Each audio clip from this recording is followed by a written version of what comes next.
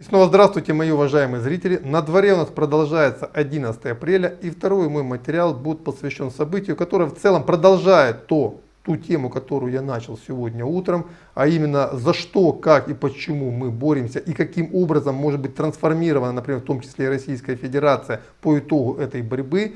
И поводом для создания данного видео стало заявление главы МИД Российской Федерации Сергея Лаврова, который в свою очередь прокомментировал твиттер своего коллеги, главы европейской дипломатии Жозепа Борреля, который сообщил о том, что борьба на Украине должна закончиться на поле боя. Что, по мнению российского главного дипломата, является для обычного дипломата из ряда вон выходящим заявлением. Что в целом резко меняет ситуации вокруг Украины. И я очень надеюсь, что подобные заявления, в первую очередь Борреля, а потом уже, соответственно, Сергея Лаврова, заметно изменят ту риторику и те действия, которые сегодня наблюдаются со стороны российской власти. Потому что на самом деле российское общество до сих пор не понимает некоторых действий российского руководства. Ведь очевидно, что России уже брошена не просто перчатка, сегодня идет борьба за ее выживание. И если мы все проиграем эту борьбу, то будут последствия примерно те же, если бы наши деды и прадеды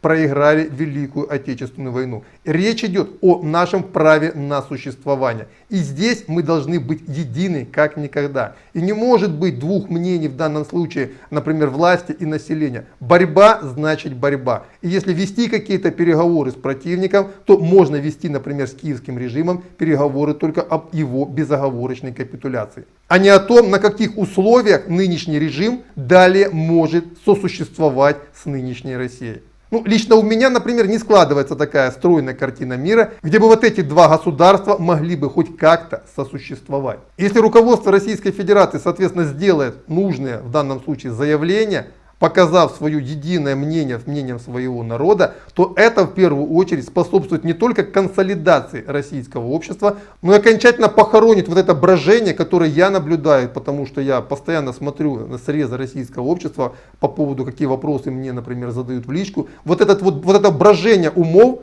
Если российское руководство уже, дай бог, вот после слов Лаврова, я очень надеюсь, оно примет окончательное решение о том, как дальше должны развиваться события на Украине, вот это брожение умов наконец-то закончится. Потому что, напоминаю, речь сегодня идет не о том, какое место даже будет занимать Россия в будущем мире, а о том вообще, будет ли эта страна на мировой карте. И будет ли русский народ, как народ, имеющий свою независимость. Хотя, мне кажется, как вообще народ, который имеет право на что-то. Ведь уже очевидно, что в Европе начались необратимые процессы, которые были, например, в Германии 30-х годов.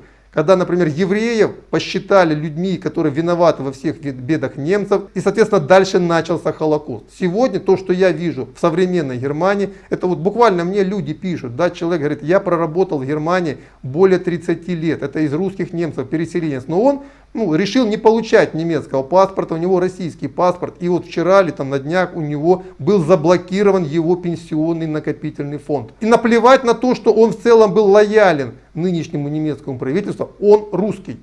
Он гражданин России. И точно так же сегодня блокируются карточки тех людей, которые живут в Германии, но являются гражданами Российской Федерации. Если мы сделаем поправку на современные технологии, вот именно с этого же начинались давление и гонения на евреев в 30-е годы в гитлеровской Германии. То есть на самом деле, что я хочу донести до вас, мои уважаемые зрители. Речь сегодня идет не о том, на каких условиях Россия договорится с Европой о своем праве на жизнь. Речь идет о том, будем ли мы вообще жить. Обратите внимание, что сотворили вот эти вот нацификаторы с Украиной всего за 8 лет. Как они за 8 лет вышлифовали сознание жителей Украины и воспитали то поколение, которое впитало в себя ту идеологию, которой нет места русским. И если мы внимательно посмотрим на те процессы, которые сегодня разворачиваются во многих странах Европейского Союза, то мы увидим, что это не Украина перенимает себе пример Европы. На сегодняшний момент это Европа